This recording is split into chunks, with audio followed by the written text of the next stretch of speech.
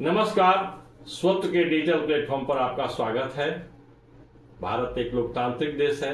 लोकतांत्रिक देश मतलब लोक के अधीन तंत्र।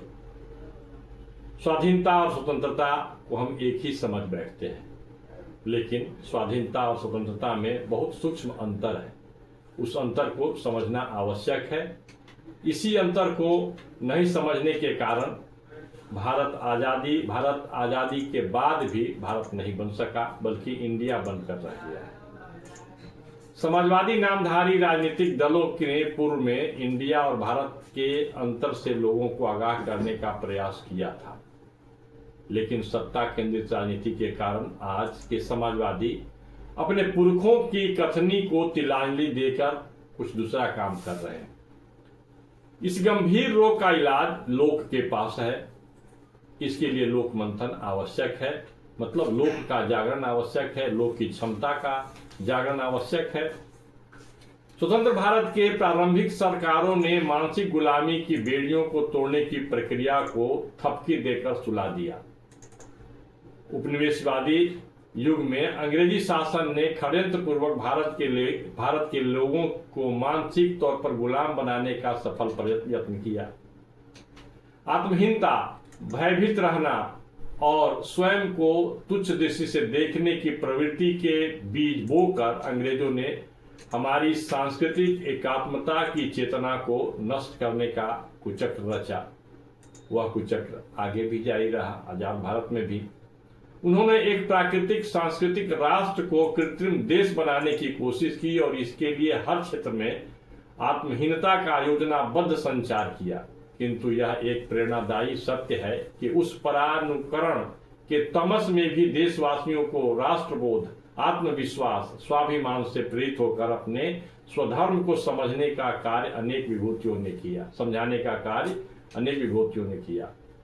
दुर्भाग्य यह है कि स्वतंत्रता प्राप्ति के बाद उपनिवेशवादी प्रवृत्ति से युक्त मानसिकता को राष्ट्रीय विचारों से प्रतिस्थापित करने के लिए कारगर प्रयास नहीं किए गए, जैसा कि मानसिक स्वतंत्रता के लिए स्वतंत्रोत्तर भारत में अपेक्षित था। शताब्दियों के गुलामी से राजनीतिक स्वतंत्रता एक मूर्त प्रक्रिया है, जबकि उसी गुलामी से मानसिक मुक्ति एक अमूर्त तत्व है। फिजिकल नहीं है, वो दिखाई नहीं पड़ता, लेकिन उसका प्रभाव बहुत अधिक है। इस मानसिक मुक्ति की आवश्यकता से भी उतनी ही होती है जितनी की राजनीतिक स्वतंत्रता की। हम इसके महत्व को नहीं समझ सके।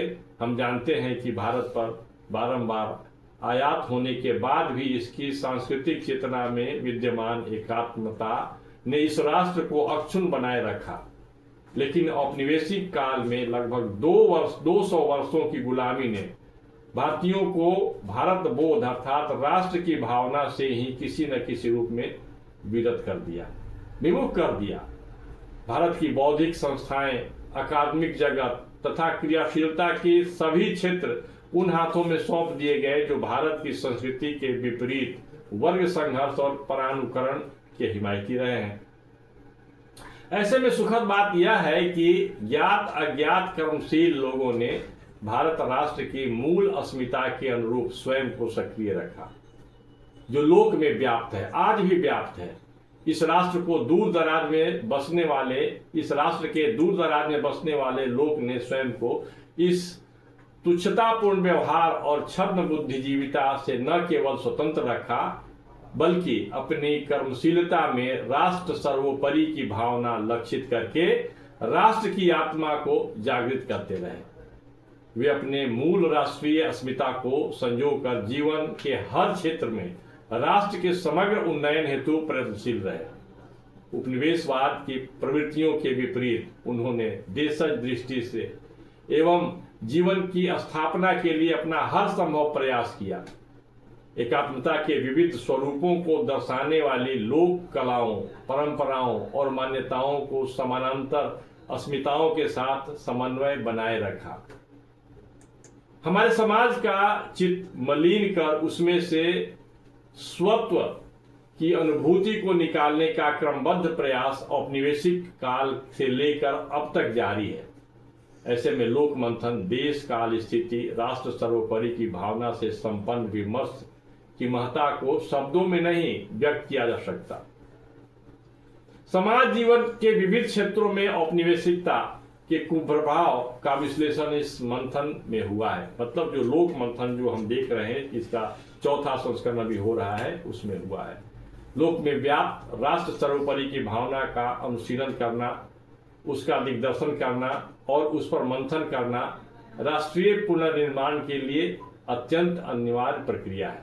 अपनी मूल व्यापक पहचान की ओर बढ़ते हुए कला, साहित्य, संगीत, सिनेमा, राजनीति, मीडिया के क्षेत्र में देशज परंपराओं से जोड़ने के लिए एक प्रयोग की आवश्यकता थी और उस प्रयोग को लोक मंथन ने पूरा किया है।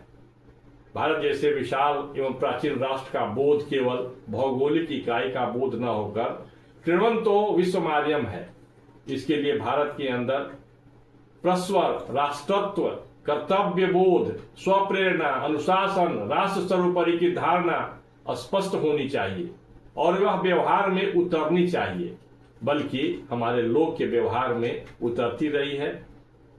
अतः आवश्यक है कि सदी के साहित्यकार, चिंतक, विचारक, आलोचक, पथ प्रदर्शक, समाज सुधारक, इतिहासकार, जागरूक पत्रकार, सांस्कृतिक व्याख्याता और संरक्षक, शिक्षाविद, भाषा संस्कार से युक्त लोग सभी अपने अपने स्तर से आगे आए, मौन नहीं रहे। लोक मंथन का जो ये मंच है, यह उन्हें पर्याप्त अवसर देने के लिए तैयार है और यह व्यापकता को प्राप्त करेगा, क्योंकि यह अभियान है। आज के इस वीडियो में बस इतना ही। हमें वह करना होगा जिससे भारत अपने पैरों पर खड़ा हो, भारत राष्ट्र का की जो शक्ति है वो जागृत हो सके। नमस्कार।